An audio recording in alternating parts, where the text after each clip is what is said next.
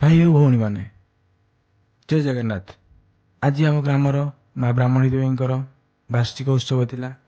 ତ ଆମେ ଯାଇ ମାଆଙ୍କୁ ଫାଷ୍ଟ ପ୍ରଣାମ କରିବା। ମନ୍ଦିରକୁ ଯାଇ ଦେଖିଲା ବେଳକୁ ମାଆଙ୍କର ପୂଜାର୍ଚ୍ଚନା ଆରମ୍ଭ ହୋଇଗଲାଣି। ଏପଟେ ଯଜ୍ଞକୁଣ୍ଡରେ ଅଗ୍ନି ଦେବତା ଆସି ପ୍ରକଟ ହେଲେଣି। ଇଏ ଏମିତି ଏକ ମନ୍ଦିର ଯାହାକି ଘଞ୍ଚ ଜଙ୍ଗଲ ଶାନ୍ତ ପରିବେଶ ମଧ୍ୟରେ ଅବସ୍ଥିତ ଅଛି। ଏମିତି ଜାଗା ଆଉ କେଉଁଠି ଦେଖିବାକୁ ବି ପାଇବେନି ଆପଣ। ଏବେ ମାଆଙ୍କର ପ୍ରସାଦ ସେବନ କରିବାର ଟାଇମ୍ ଆସିଗଲା। ତ ଫାଷ୍ଟ ଆମେ ଯାଇକି ପ୍ରସାଦ ବଣ୍ଟନ କରିବା। ଆମ ଗ୍ରାମରେ ଥିବା ସମସ୍ତ ଯୁବପିଢ଼ିମାନେ ଲାଗି ପଡ଼ିଲେ ପ୍ରସାଦ ବଣ୍ଟନ କରିବାରେ।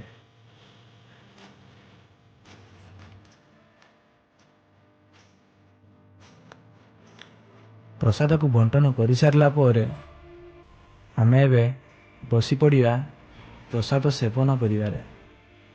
ପତ୍ରରେ ତିଆରି ହୋଇଥିବା ଖଲି ଆଉ ଚୌପତି ଏବେ ଆମଠି ଲାଗିଗଲା। ତାପରେ ଆସିଗଲା ଆମର ଅନ୍ନ, ତାପରେ ଆସିଗଲା ଖଟା ଡାଲମା। ତ ଏବେ ଆମେ ଏହାକୁ